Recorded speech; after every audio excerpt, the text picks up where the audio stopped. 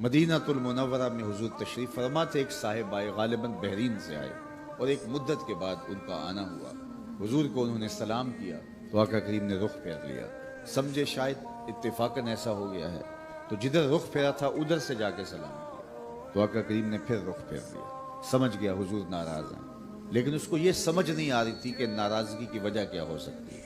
صحابہ سے پوچھا کہ حضور مجھ سے ناراض لگ رہے ہیں، مجھے معلوم نہیں، تم بتا سکتے ہو؟ انہوں نے کہا یہ جو تو نے سونے کی انگوٹھی پہن رکھی ہے، حضور اس کو آتش دوزخ کا انگارہ قرار دے چکے ہیں، شاید ناراضگی کی وجہ یہ ہو. وہ آگے بڑھا اور اتار کے پیش کرتے ہوئے کہا حضور اس سے ناراض ہیں، یہ رہی. آقا کریم نے وہ اٹھائی اور پھینک دی. ناراضگی کی وجہ یہی تھی، ختم ہو گئی.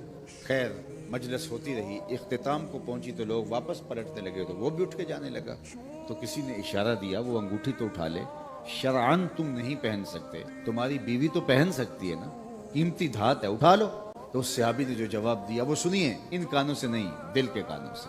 اس نے کہا اللہ کی قسم اسے میں کبھی نہیں اٹھاؤں گا جس کو میرے حضور نے پھینک دیا ہے. پڑی رہے، سونا ہے، چاندی ہے، ہیرا ہے، لال ہے، پکھراج ہے، موتی ہے، نیلم میں پڑا رہے، نہیں اٹھاؤں گا.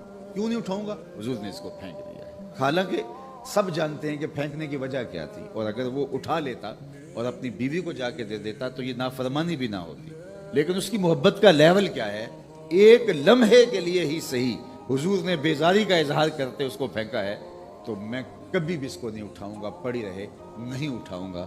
یہ ہے محبت. میں اور آپ دیکھیں، ہم کوئی ایسی عادت تو نہیں اٹھائے پھر رہے جو حضور نے پھینک دی ہو، کوئی ایسا رویہ تو نہیں اٹھائے پھر رہے جس کو حضور نے پھینک دیا ہو، کوئی ایسا طرز معاشرت، کوئی انداز زیست، کوئی رشتہ داری، کوئی کاروبار، کوئی دوستی، ہم کوئی ایسی چیز، کوئی گفتگو کا لہجہ ایسا تو نہیں اٹھا رہے جس کو حضور نے پھینک